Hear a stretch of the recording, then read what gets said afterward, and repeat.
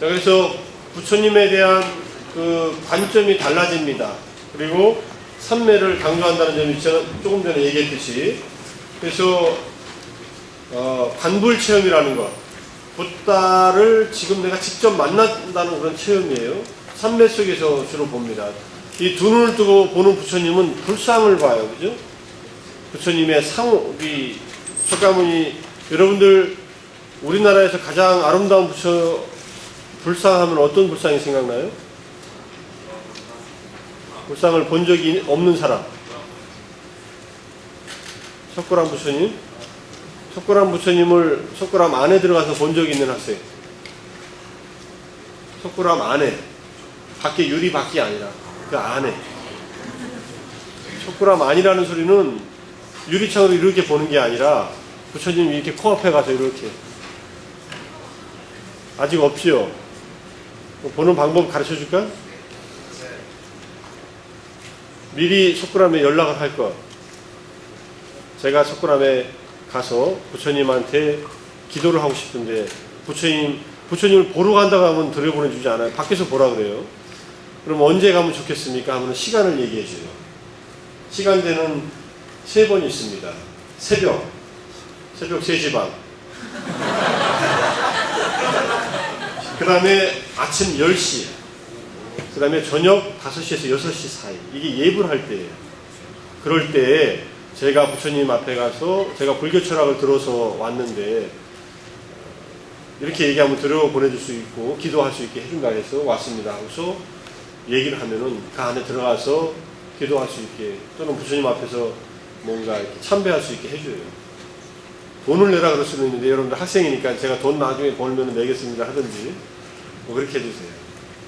그래서 그 안에 한번 들어가 보면은 느낌이 다르다는 것을 알 수 있어요. 그래서 불상이라고 하는 이 나무로 만들었던, 돌로 만들었던, 뭐 청동으로 만들었던 불상들은 나름대로의 의미가 있습니다. 그 이미지를 보고, 붓다 이미지라고 그래요, 영어로는. 좀 붓다 스태처라고 하는데, 그 이미지들은 이런 관불 체험을 한 이 조각가들이, 또는 내면적으로 부처님 이런 분일 것이다라고 생각하는 사람이 그 당대에 가장 이상적인 인간의 모습을 새겨놓습니다. 근데 이게 만드는 사람의 그 마음과 이 이미지와 그 다음에 실력이 또 거기에 많이 작동하기 때문에 뜻하는 대로 안 나올 수는 있어요. 그래서 가장 탁월한 부처님 중에 한 분이 이제 석가모니 불상이라고 할 수 있어요. 부처님만 높이가 3m 조금 안 되고 좌대까지 하면 한 5m 정도 되니까 겉으로 보기엔 작은데 가서 보면은 엄청나게 큰 부처님이 앉아 있습니다. 그래서 그 뒤로 이렇게 맨 뒤로 돌아가면은 11면 관음상이 부처님 바로 뒷면에 있고 옆으로는 쭉 부처님이 10대 제자들이 있어서 들어가 보면은 왜 이 부처님을 이렇게 조성해냈나 하는 것을 알 수 있어요. 인공 석굴이잖아요. 석굴암은 여러분들이 나중에 기회가 되면은 석굴암이 당장 없어지지 않으니까 가서 한번 보기로 바라고. 어쨌든 관불 체험이 중요한 요소가 되고, 그래서 이러한 관불 체험이 일어나는 장소는 아란야라고 하는 숲속, 산림 속에서 일어난다. 그래서 고행을 하면서, 명상을 하면서 조용한 곳에서 붓다를 만나는 체험을 하는 것이 이제 초기 대승경전에 자주 나타나는 붓다에 대한 어떤 경험과 그 다음에 고행이라고 해서 부처님이 하지 말랬던 고행이 아니라 숲속에서의 수행, 철저한 수행자로서의 삶을 산다는 것과의 관계가 있다는 것을 보여준다는 거예요. 자, 그래서 대승불교 최대의 특징은 새롭게 태어나는 경전을 제자가 만든 논수가 아니라 불설로서 받아들인다는 태도가 이러한 보살의식의 싹틈 속에서 발견할 수 있다. 내가 부처님을 만나서 부처님으로부터 가르침을 들었다. 나는 그래서 모든 대승경전들은 이와 같이 나는 들었다로 시작해요. 여시 아문이라고 하는 말, 또는 에밤마야 슈르탄, 이게 산스크리트어고, 에밤메 수탄, 메라는 말은 나에 의해서, 수탄은 들려졌다. 그래서 영어로 하면 thus I have heard 이렇게 했어요. 내가 이와 같이 들었다. 나는 누구예요? 여시 나는? 그때 나는 초기 경전 편집 작업을 담당했던 아난다 전자, 부처님의 사촌이면서 부처님 23년 동안 같이 모셨던 아난 존자가 직접 부처님의 법을 듣고 초기 경전을 전했던 것처럼 대승불교도 내가 직접 듣고서 이렇게 지금부터 말하는 것은 부처님의 말씀이다라고 하는 그런 자각으로 만들었다는 거예요. 근데 이거는 이제 객관적으로 부처님께서 직접 말씀하신 게 아니라 그런 대승불교도의 내적인 체험과 연관되어 있다, 이렇게 보시면 됩니다. 경전 소재, 현창 소재가 확장돼 가지고 아라한에서 보살로서 성자성이 바뀌는데, 그 다음에 이제 보살로서의 이 실천 덕목들이 엄청나게 많이 확장돼 가지고 여러 가지 내용들이 추가가 됩니다. 그래서 다양한 불전 문학, 부처님의 전기 문학이나 설화 같은 것도 받아들여서 아라한상과는 비교가 되지 않을 풍부한 성자인 보살의 이러한 행동들을 설명하는 경전들이 편찬됩니다.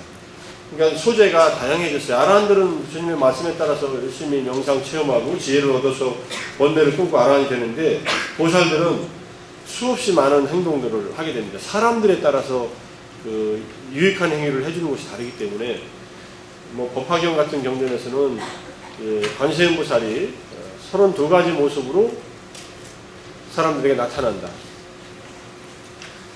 32가지 모습이라는 것은 아주 다양한 방식으로 나에게 도움을 주는 사람들이 있다, 이런 얘기예요. 여러분들의 부모님이 관세음보살일 수도 있고, 여러분들의 친구가 관세음보살일 수도 있고, 여러분을 힘들게 했던, 여러분들에게 고통을 줬던 사람이 관세음보살일 수도 있다, 이런 식으로 받아들이게 됩니다. 내가 관계하고 있는 주변 사람들이 나에게 긍정적으로 관계를 맺어주든 부정적으로 관계를 맺어주든 내 성숙에 도움이 된다라고 자각하면은 관세음보살도 될 수 있다. 또 방향을 돌리면 여러분이 다른 사람에게 그러한 보살이 될 수도 있다. 여러분들이 남에게 이익을 줄 때, 여러분들이 남에게 고통을 주면서 그 사람의 삶의 의미를 되살려줄 때, 이건 조심해야겠죠. 나중에 고통을 준 것에 대한 결과를 받아야 돼요, 고통스럽게. 그러면서 잘 참으면서 받으면은 보살행을 할 수도 있어요. 보살은 유익한 행동을 해주지만은 때로는 그것이 해롭게 갈 수도 있습니다.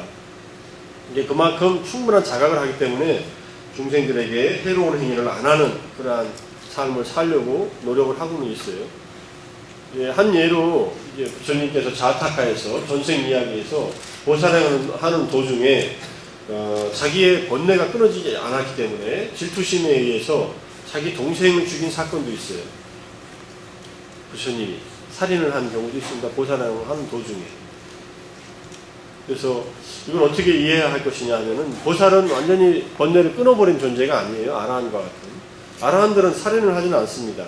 살인을 할 마음도 일어나지도 않고, 동기가 모르고서 길 가다가 모르고서 밟았는데 사람이 죽었을 수는 있겠지만은 의도적으로 살인을 하지는 않아요.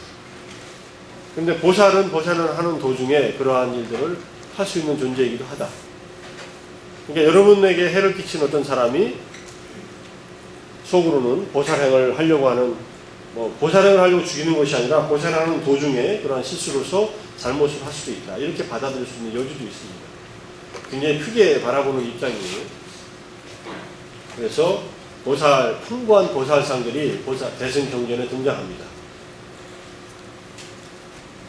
사회적 태도를 보면은 굉장히 금욕적인, 엄격주의적인 생활을 한다, 이렇게 보고, 그 다음에 제가운동의 그 전개의 결과라고 이해되는 점이 있었지만, 실제로 보면은 세속화되어 간 것은 전통불교 쪽이다. 전통불교의 스님들이 약간 세속화의 경향을 보였다. 그래서 그걸 비판하기 위해서 대승불교는 출가자들을 중심으로 해서 불탁숭배나 불상공양의 의식과 관련된 것을 하지 않고 엄격한 금욕주의의 입장을 취했고, 전통불교의 교단에서는 어느 정도 세속화의 길을 가면서 이런 불상숭배나 불탁숭배의 모습을 오히려 전통 교단이 가지고 있었다. 부파불교의 교단이. 그것을 대승불교는 초기에는 비판적인 입장을 띄었다, 이런 얘기입니다. 근데 나중에 이거는 같아지는 경향이 있으니까는 시기별로 좀 차이를 줘야 되는 그런 면들이 있습니다. 자, 전통적인 부파불교가 다 타락이고 다 세속화의 길을 갔다는 게 아니라 그 중에 일부 흐름이 그런 쪽에 경향을 보이는 면이 있다. 대승불교는 그를 비판해가지고 좀 더 철저한 엄격한 그 수행주의적인 입장을 처음에 뜨게 됐다. 그런 얘기입니다. 자, 대승은 전통 교단이, 동파불교의 교단이 빠진 세속화의 경향을 엄하게 비판해서 부처님이 내건 본래 이념과 실천으로 돌아가려는 복고주의의 운동으로서의 의식이 두드러져서 대승경전이나 논소가 세간적 이득이나 명예의 수용 혹은 제도화된 불교 교회에 대해서 신랄한 비판을 이제 가해서 형식화한 불탑신앙이나 불상숭배 대신에 경전을 받고 지니는 것을 추천한 것도 이러한 의식의 표현이었다. 여기에 나오는 이 금강경에 임하는 수보리, 부처님의 제자 중에 수보리가 있었어요. 어느 곳이나 이 경이 있으면 세상의 하늘 사람 아수라들이 응당 공양할 것이다. 이런 말들이 나오고, 이곳은 부처님의 탑과 같으므로 모두가 공경하고 예배하고 꽃과 향으로 그곳에 뿌릴 것이다. 이 말은 실제로 불탑이나 불상이 있는 곳이 아니라 경전이 있는 곳이 더 중요하다. 그런 얘기를 합니다. 이게 금강경에 나오는 얘기예요. 금강경은 반야경, 이제 앞으로 배울 반야사상의 중요한 경전 중에 하나입니다. 그래서 경전을 읽는 것은 부처님의 가르침을 직접 내가 듣는 것이고 부처님을 직접 만날 수 있는 기회이기 때문에 겉으로 나타난 이 불상이나 불탑 숭배하는 것보다 더욱더 가치가 있는 일이다. 뭐 이런 쪽으로 얘기를 하면서 전통 교단의 어떤 불상에 대한 숭배나 어떤 불탑에 대한 예배 같은 것에 비판적인 입장을 띄는 경우가 있는데, 어쨌든 이런 의미에서 보면 대승교단이 훨씬 더 철저하게 교리와 그 다음에 수행에 더 전념하는 측면이 있었다. 특히 대승 경전을 중심으로 한 그런 수행이라고 할 수 있겠죠. 그 다음에 타방불국토 이론은 정토라는 세계는 정토는 깨끗한 땅이라고 하는 뜻이지만 원래는 즐거움과 행복만이 있는 곳이라는 그런 뜻입니다. 수카바티라고 해서 극락세계라고 하는 말, 극락정토라는 말 들어봤죠?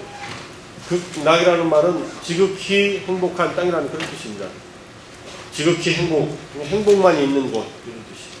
정토는 서방에 있다 그래요. 서쪽 세계에 10만억 국토를 지나서 10만억이라는 게 얼마나 많이 가야 될지 모르지만 서쪽으로 가면은 이제 아미타불이라고 하는 붓다가 만든 정토 세계가 있다. 이것은 나중에 정토경전에서도 얘기하겠지만은 이러한 것도 보살로서 많은 부처님 아래에서 이상적인 수행을 하는 것을 목표로 하는 것이지, 정토 세계 자체가 어떤 그 세속적인 이익이나 그냥 세속적인 행복을 위해서 가는 것이 아니다. 부처님 아래에서 수행할 수 있는 좋은 공동체, 마을이다. 이렇게 이해하면 돼요. 우리가 현재 뭐 정토라고 한다면은 여러분들이 좋은 수행처에 수행자들이 모여있는 것을 현실에서 경험하시는 정토라고 할 수 있습니다. 또는 여러분들이 좋은 그 사회 환경을 만들었을 때, 그래서 정토를 현실에서 구현하자고 하는 운동이 중국이나 한국이나 일본 같은 데서 일어납니다. 정치운동 같은 것이죠. 그래서 백년 결사운동, 뭐 이런 결사운동, 집단운동으로 일어나가지고 정치운동화가 되는 경우도 있지만은, 그 다음에 미륵의 정토, 미륵보살이 미래불인데, 현재 지금 미륵이 와서 새로운 정토를 건립한다.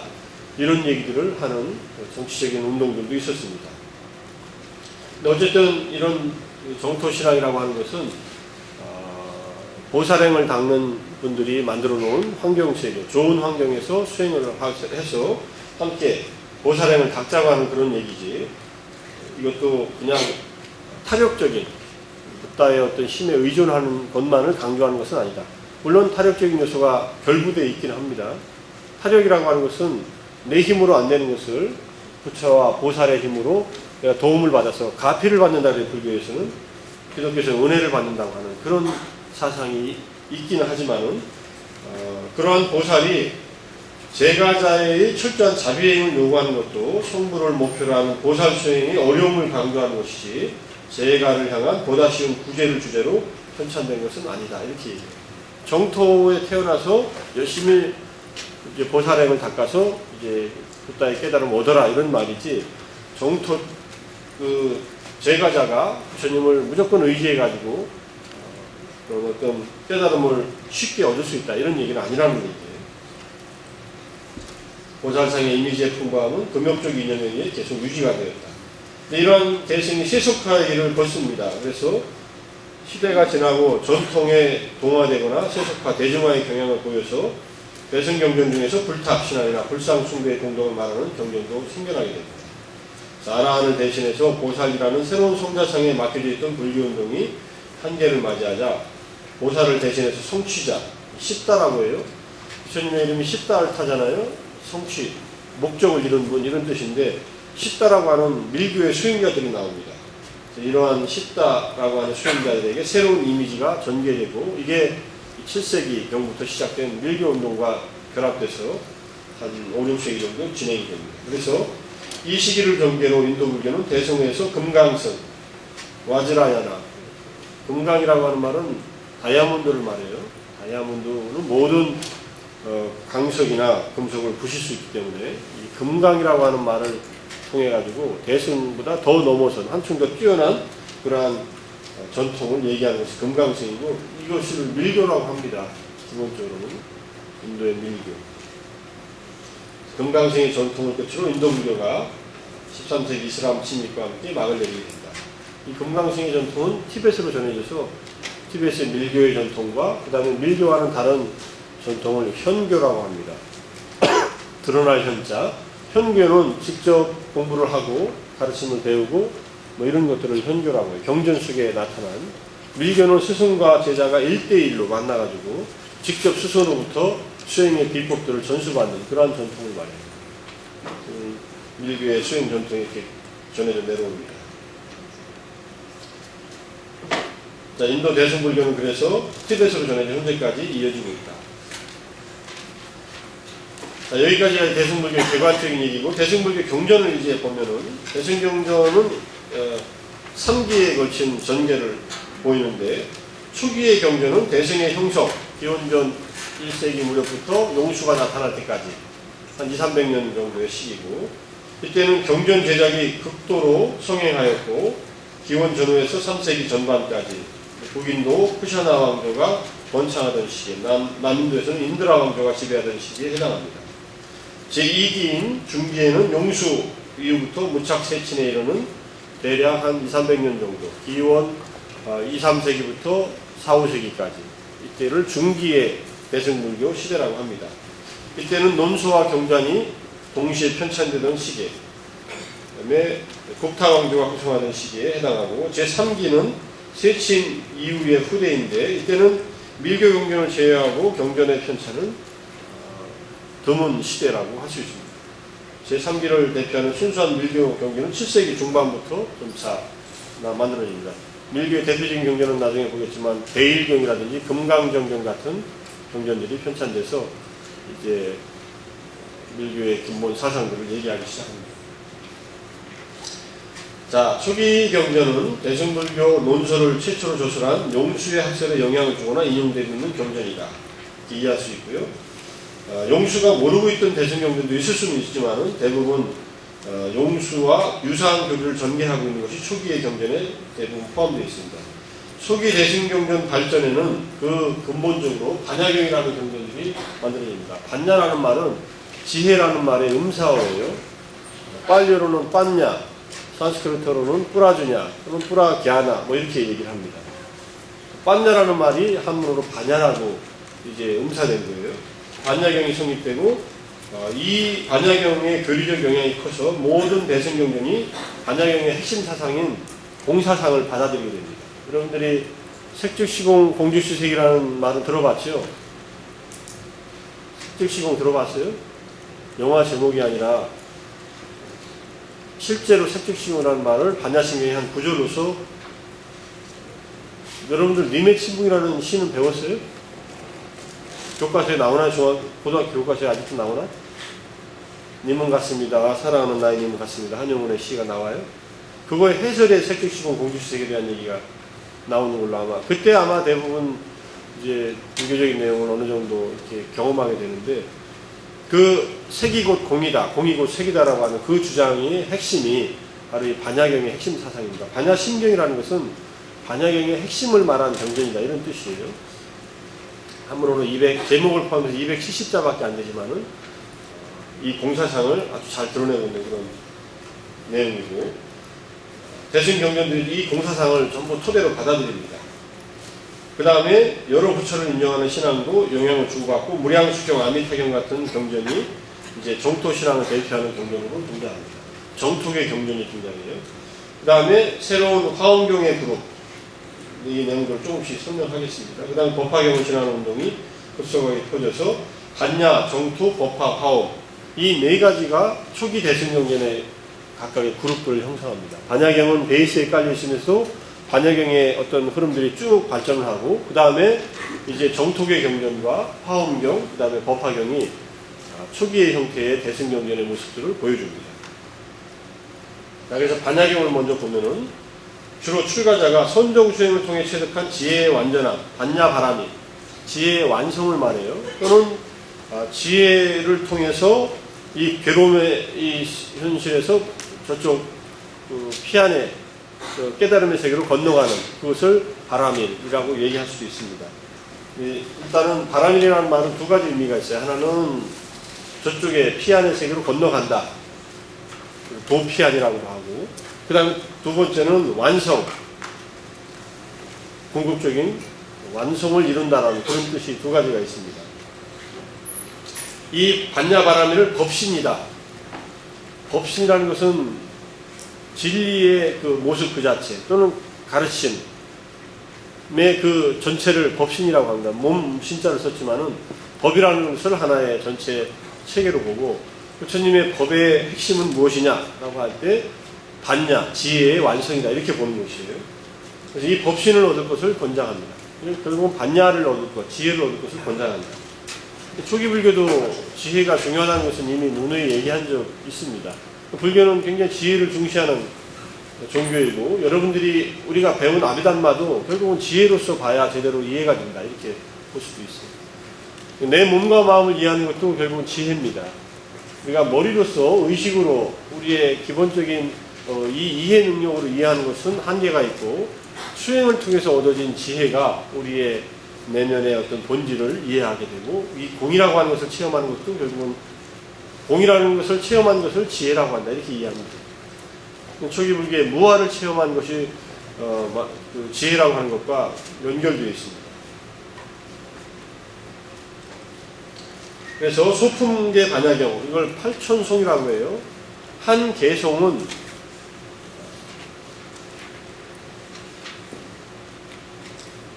여덟 개의 음절로 이루어진 시가 네 구절로 되면은 한 개송이 됩니다. 그러니까는 8개가 4개니까는 32음절로 이루어진 것을 하나의 시라고 해요. 이거를 시로 표현하면 그렇고, 그것이 8,000개가 모인 것이 팔천송 반야예요. 양이 적지 않습니다. 8,000개라고 하는 숫자는. 이것이 이제 최초로 형성된 이제 반야경이고, 그 다음에 대품계 반야는 25,000송, 마하반야 바라밀경이라고도 하고, 금강바라밀경, 아까 말한 구마라 집스님이 말한 금강경, 아까 얘기했잖아요. 그 금강경 같은 경우는 이제 반야경의 하나의 또 경전에 속합니다. 후기의 반야경은, 반야경 편차는 대략 한 600년, 700년 동안 계속 진행됐어요. 반야경이라는 이름으로 밀교의 사상인 이취 반야경 같은 것이 나오고, 가장 큰 반야경은 현장 스님이 번역한 대반야경, 이건 600권입니다. 600권이라는 숫자가 잘 기억이 안 나면은 1000페이지짜리 한문으로 빽빽이 써있는 책이 3권이라고 생각하면 돼요. 대정신수대장경이라고 일제강점기 때 대정신연가에 일본에서 편찬한 한문 경전의 이 세트를 대정신수대장경이라고 해요. 대정연간에 새롭게 편찬했다고 해서 그 경전을 한 권이 대략 1000페이지씩 되어 있는데, 그 한 권이 이 한문으로, 옛날에 한문의 본수는 두루마기를 말해요. 요즘에 권이라고 하는 것은 책을 한 책 한 책 말하는 것을 권이라고 하지만은 원래 권은 두루마기 하나입니다. 그 두루마기가 200개가 그 대정신수대장경 한 1000페이지짜리에 들어가요. 그러니까 대정신수대장경 200권이니까 어떻게 되나? 5페이지 정도가 한 권이 되나요? 5페이지면은 나중에 순수제장의 5페이지가 두루마리 하나씩 됐고, 그것이 600개가 모아진 거예요. 총 16회라는 것은 16 그 어떤 그 계층으로 나눠져 있다, 이렇게 봅니다. 경전을 철하는 게 16번에 걸쳐 쓰러졌고, 그걸 다 모아놓습니다. 이것만 해도 엄청난 분량이에요. 반야신경, 인왕반야경 같은 경우는 신라시대, 통일신라시대 이후에 고려 때까지 인왕경을 읽으면서 이제 백고자라고 해서 100명의 고승들이 모여가지고 인왕경을 같이 독송하면서 이 국가의 안녕을 기원했던 그런 백고자 법회에 자주 읽혔던 경전입니다. 자, 이제 그래서 반야경은 이런 반야경들이 남아있다는 얘기고, 그러니까 법화경은 불탑을 무대로 하여 법을 전하는 법사들과 법을 전하는 붓다가 되기 위해 수행하는 보살들이 고타마 붓다를 영원한 존재로 하여 본래 깨달아 있는 구원 실성의 붓다를 만들어냈다. 자, 구원 실성이라는 말은 오랜 옛날부터 붓다가 되어 있었다, 이런 뜻이에요. 여러분들 숙고라 많은 못 들어가서 불국사는 가봤지요? 불국사 아직 안 가본 학생. 불국사는 아마 한 번씩 가봤을 뭐 수학여행 같은 모르 같은. 불국사 앞에 대웅보존 앞에 있는 탑이 무슨 탑이에요? 석가탑하고 다보탑이죠. 석가탑과 다보탑이 왜 거기 세워져 있을까요? 석가탑은 수수한 모습으로, 다보탑은 화려한 모습으로.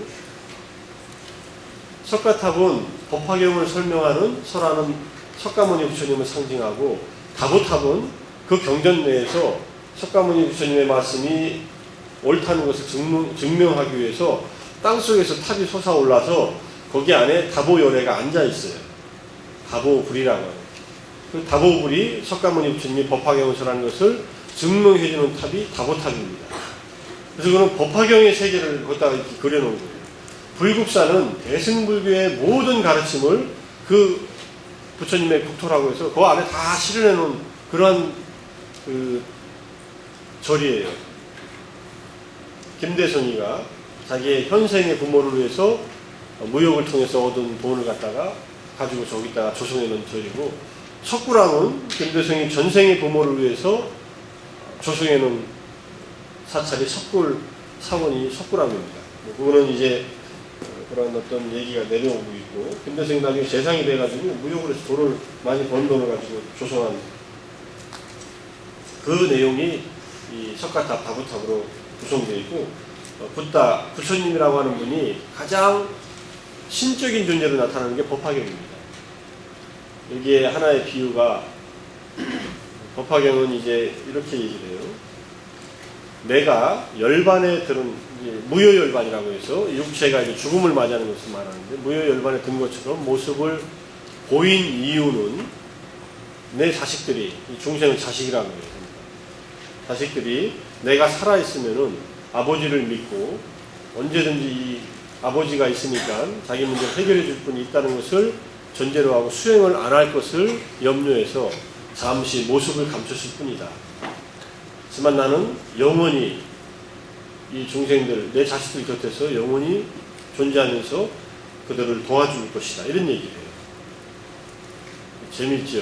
이 말은 부처님은 영원히 존재한다는 그런 말이에요. 그리고 열반이라는 것은 하나의 퍼포먼스였다, 이런 얘기예요. 또 한 가지 중요한 비유는 마치 성경에 나오는 비유하고 비슷합니다. 어린애 비유하고. 내가 아들을 하나 낳았더니 얘가 어려서 실종됐어요. 무슨 이유로 해서 뭘 쫓아다니다가 어디로 실종됐어요. 근데 내 아들이에요. 근데 실종된 아이가 자기가 이제 거지 생활하면서, 홈리스 생활하면서 돌아다니고 있어요. 자기가 고향이 어딘지 아버지가 누군지도 몰라요. 그러다가 돌아다니다가 자기가 태어난 곳에 왔어요. 아버지가 살고 있는 곳에. 아버지는 엄청난 거부였고, 근데 아버지는 알아봐요. 유전자 검식을 안 해도 딱 보니까 저놈이 내 아들이구나. 근데 아들은 아버지를 몰라봐요. 어렸을 때 그냥 집에서 떠나 있었어요. 근데 아버지가 아들을 데려다 놓고, 얘야, 네가 내 아들이다. 내가 이제 유산을 너에게 물려주겠다 하면은 이 거지인 아이가 그걸 받아들이겠냐는 거예요. 얼마나 구박받고 살았겠어요, 여러 사람들한테. 그러니까 아버지가 쓰는 이제 방법이 집안에 하인으로 드립니다. 일단 밥을 주고 집에 들어와서 마당 쓸고 일해라. 그럼 내가 너 먹고 재워줄 그런 장소를, 먹고 자고 살 수 있는 곳을 제공해 주겠다. 점점 하인으로 쓰면서 점점 이렇게 배우는 거죠. 그러니까 평사원으로 취직시켜가지고 또는 청소부로 취직시켜가지고 자기 아들을 이제 교육시키는 거랑 비슷하겠죠. 그러다가 아들이 점점 성숙해지고 지혜도 생기고 이제 점점 지위도 형성돼가지고 아버지가 굴러가지고 하루는 네가 내 아들이었다. 그러면 네가 나를 몰라보고 그동안 고생했던 것 때문에 어려워하는 그 환경에서 벗어나기를 바라는 마음에서 내가 너를 이렇게 받아들였다. 하니까는 그때는 이제 아들이 자기가 후계자라는 것을 알고서 받아들인다는 그런 얘기가 나와요. 그것도 재밌는 비유 중에 하나예요. 그래서 궁자의 비유입니다. 궁자. 탕아의 비유하고 비슷하죠. 집 나간. 법화경의 모티브는 그래서 신약 성경의 모티브하고 상당히 닮아있다 이렇게 얘기해요. 여러분들이 토마스 복음서라고 하는 복음서가 도마복음이라고 하는데 이게 현재 공간 복음서, 사복음서와는 많이 다른 내용이 적혀있는 예수님의 다른 행적들과 가르침이 있는 그런 복음서가 있다고 합니다. 그 복음서의 내용이 상당히 법화경의 내용과 유사한 내용들이 많다는 그런 얘기를 하면서 법화경이 사실은 예수님한테 영향을 줬을 가능성도 농후하다 이런 얘기들을 합니다. 13세에서 30살까지 예수님은 그냥 이스라엘 거기에 있었던 것이 아니라 이 중근동 지방과 인도까지 여행하고서 다시 돌아왔다 이런 얘기들을 하는 그런 기록들도 기독교 정통에서는 인정하지 않는 그런 기록들이 남아있기 때문에 그때 이집트나 또는 인도에 가가지고 그 불교적인 전통과 만났다면 법화경을 알았을 가능성도 높다 이렇게 얘기를 할 수 있습니다. 예수님의 대승불교의 보살이라고 하는 얘기는 아니에요. 그런 사상을 접해가지고 자기 것으로 소화해서 자기 나름대로 보편적인 신의 어떤 신약에서 나오는 그런 신의 어떤 생각들을 새롭게 구성했을 수도 있다. 이렇게 역사적으로 보면 그런 면들이 있다고 하는 얘기를 합니다. 그렇게 연구해놓은 책들도 꽤 많이 있어요. 서양 사람들도 그렇고. 자, 일승의 가르침을 설하여 일승 오직 하나의 이 방법만이 있다. 그래서 성문, 연각, 보살, 아라한이나 벽제불이나 또는 보살의 이러한 사람들이 이 세 가지 이제 수행법인데 이런 것들은 궁극적으로 성불에 이르는 일불승으로 향한다. 초기 대승경전 가운데 성문과 이제 연각과 이런 모든 수행의 불교 수행 체계를 다 통합하려고 하는 가장 보편적인 넓은 그런 수행의 길을 표명했다라고 이렇게 얘기하는 게 법화경의 입장입니다. 법화경을 보면은 여러 가지 재미있는 얘기들이 많이 나오는 것이 바로 이런 일불승의 입장에서 다 통합하고 있는데 그 중에 하나가 상불경 보살이라는 것이 있어요. 항상 불경, 가볍게 보지 않는다라고 하는 보살입니다. 이분은 아직 깨달음을 얻지 못했는데 모든 만나는 사람한테마다 절을 해요. 합장하고 절을 하면서 나는 당신을 가볍게 여기지 않습니다. 그러면서 왜냐하면 당신은 부처가 될 존재이기 때문입니다. 여러분들 누가 여러분 앞에 나타나서 공손하게 인사하면서 나는 당신을 가볍게 여기지 않습니다. 당신은 부처가 될 존재이기 때문입니다. 이렇게 얘기를 들으면 어떤 느낌 들겠어요? 기분 좋겠어요? 이게 불난집에 부채질하나 지금 내가 무슨 아침에 기분 나쁜 일이 있었네 또 재수없게 이런 소리를 하네 하면서 화낼 수도 있지요. 아, 이 사람이 나를 정말로 존중해서 나의 이 인간의 최상의 가능성, 붓다의 가능성을 이렇게 인식시켜주는구나 하고 고마워하는 것보다는 쥐가 뭔데 이런 소리를 해 하면서 그 당시에도 이런 소리를 하면은 돌을 던지고 몽둥이를 때리고 해가지고 도망가겠어요.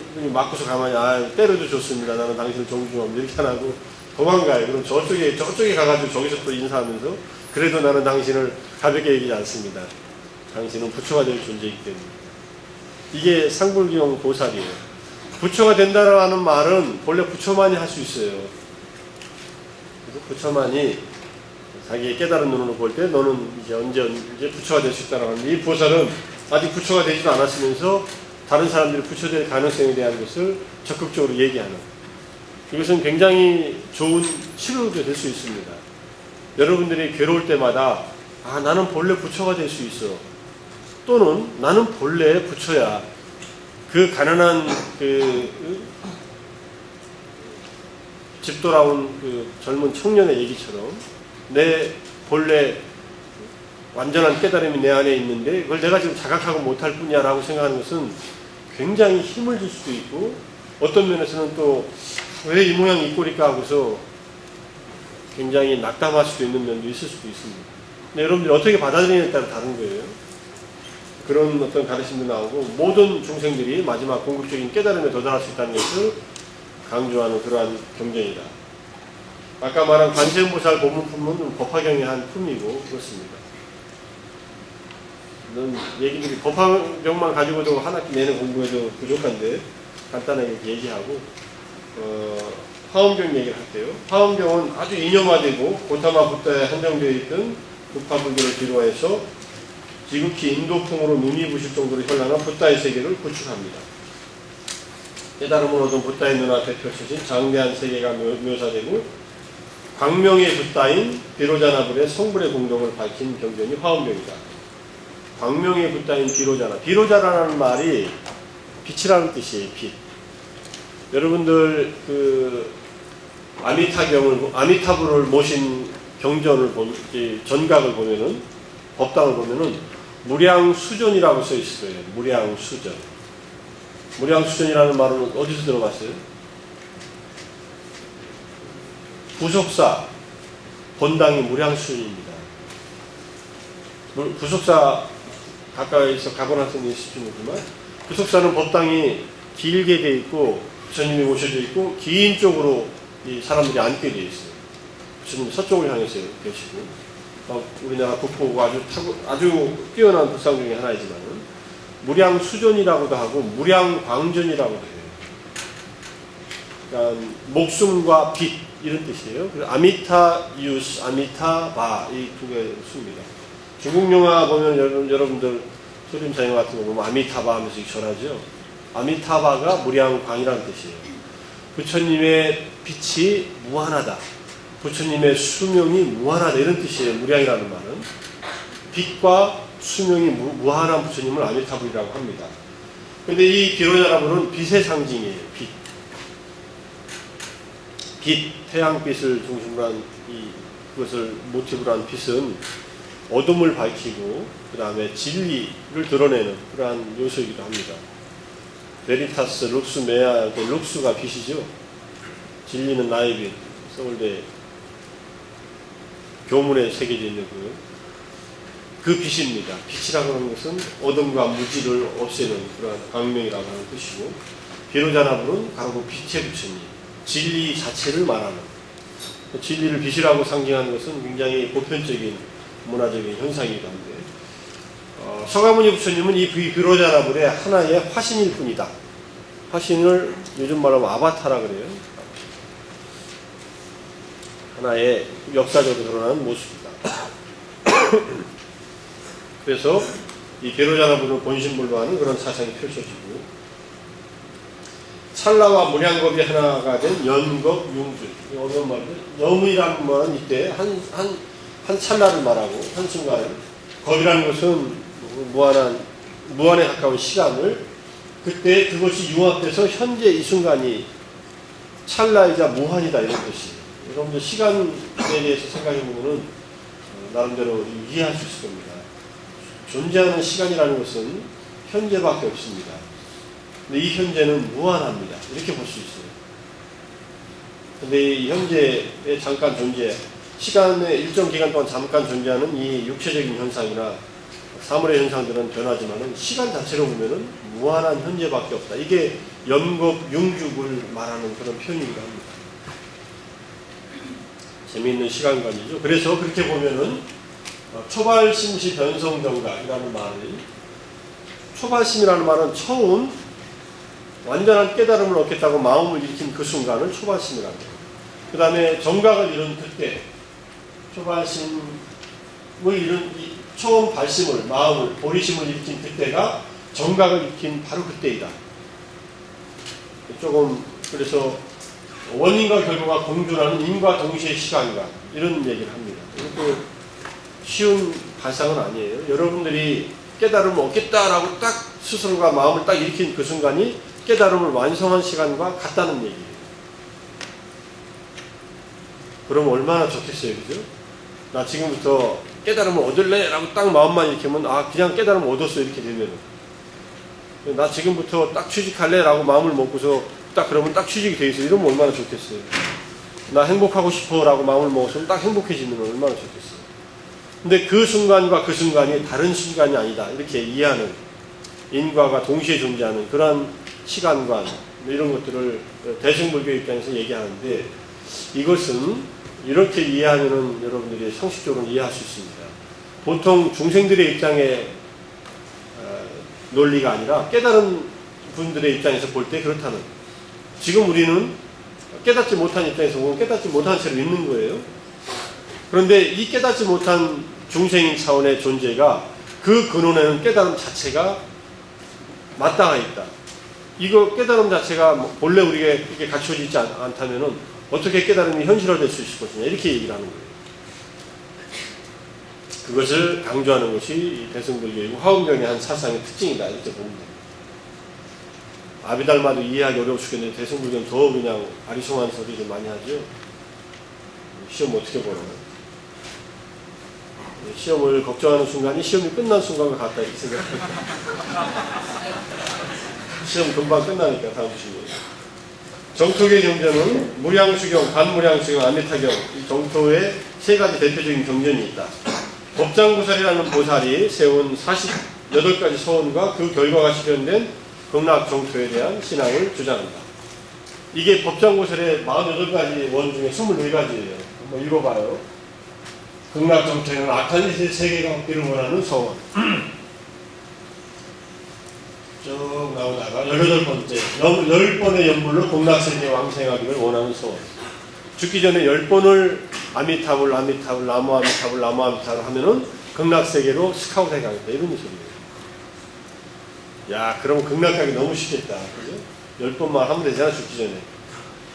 여러분들이 임종을 경험한 분들이 알 수 있겠지만은 10번을 죽기 전에 마음으로 10번을 끊어지지 않게 연불을, 부처님을 생각한다는 것은 이렇게 이해하면 돼요. 거의 모든 시간을 연불하고 지내야만 그것이 나온다는 거예요. 10번을 동일한 생각으로 이어간다는 것은 쉬운 일이 아닙니다. 죽기 직전에. 그래서 죽기 직전에 10번 연불하면은 극락세계에 간다는 것이 48원 중에 하나예요. 이렇게 많은 원들을 세워서 이것이 완전히 이루어진 것이 정토다. 법장보살에 의해서 이루어진 정토다, 이런 뜻입니다.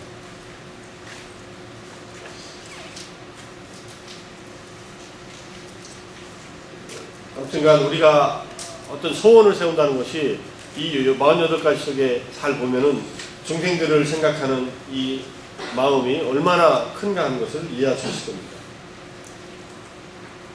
조금만 더 합시다. 오늘 끝내고 가야지. 대승불교, 중기대승불교는 용수로부터 시작한다. 용수는 다음에 다시 공부할 겁니다.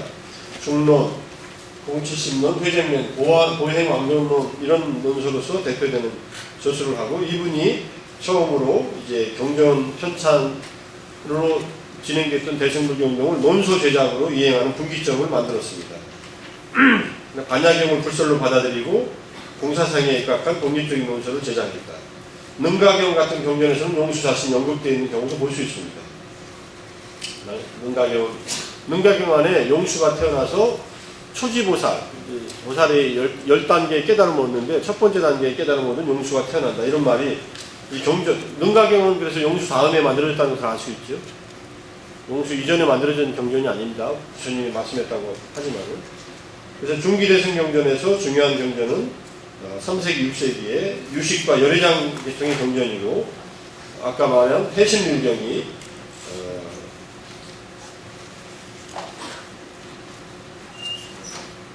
4세기 말에 성립되었는데, 이 경전이 이제 논소와 병행하면서 만들어집니다. 그 다음에 육아사지론, 대승장엄경론, 속대승론, 이것은 유식에 가서 조금 더 얘기할 겁니다. 경전과 논서가 병행되어 제작되고 육아사제론과 해심유경이 특히 같이 영향을 주고받으면서 평행해서 성립하게 됩니다. 유식과 열애장 사상은 다음 시간에 마지막 정리하겠습니다.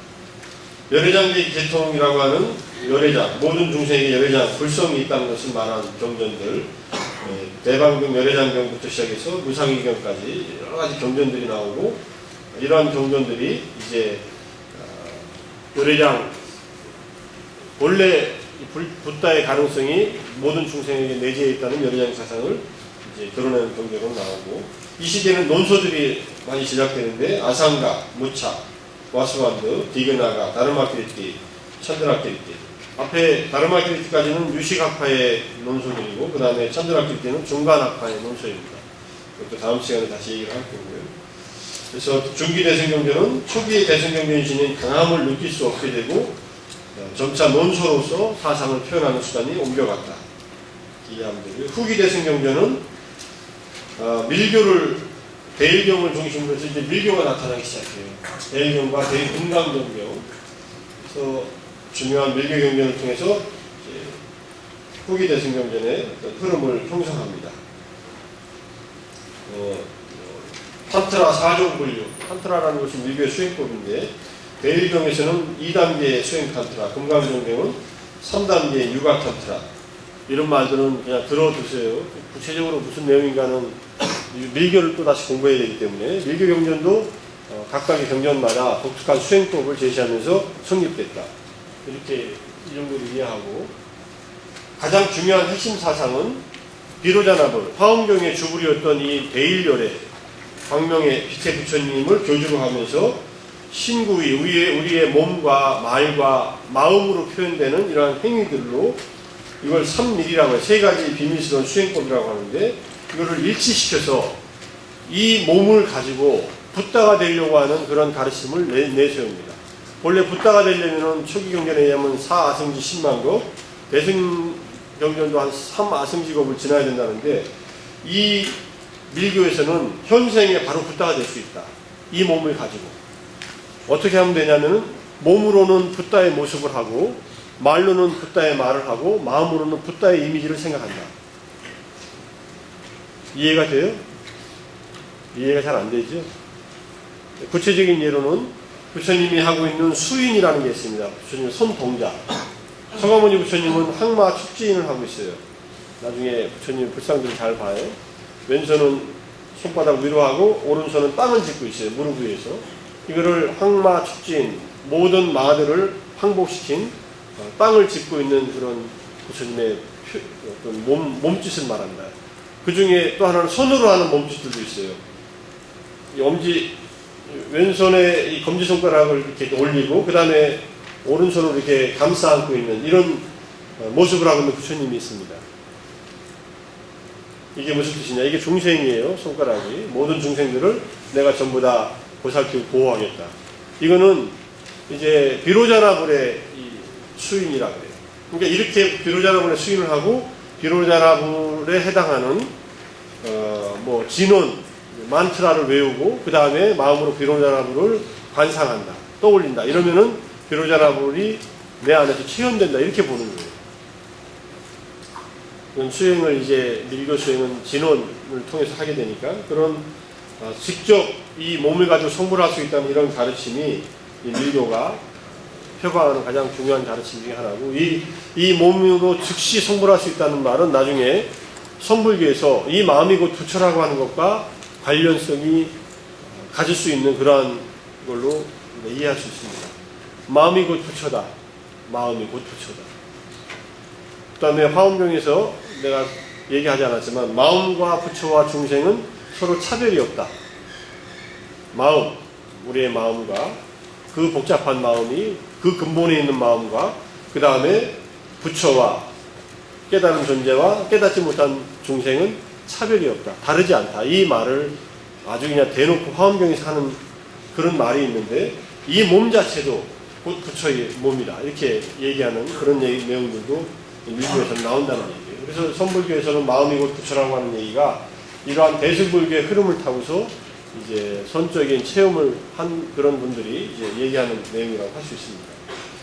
대승불교 너무 뭐 전체적인 내용을 개괄적으로 훑고 얘기했지만은 앞으로는 대승불교의 세 가지 주요한 그 사상인 중관, 유식, 열애장에 대해서 다음 시간에 총체적으로 개괄을 하고 이제 우리 강의를 마치겠습니다. 대승불교를 좀 더 많이 얘기해야 되는데 앞부분에서 시간을 많이 쓴 걸로 이 정도 얘기하고 끝내고 다음 시간에 다음 주에 이 마지막 강의를 끝내고 나서 그 다음에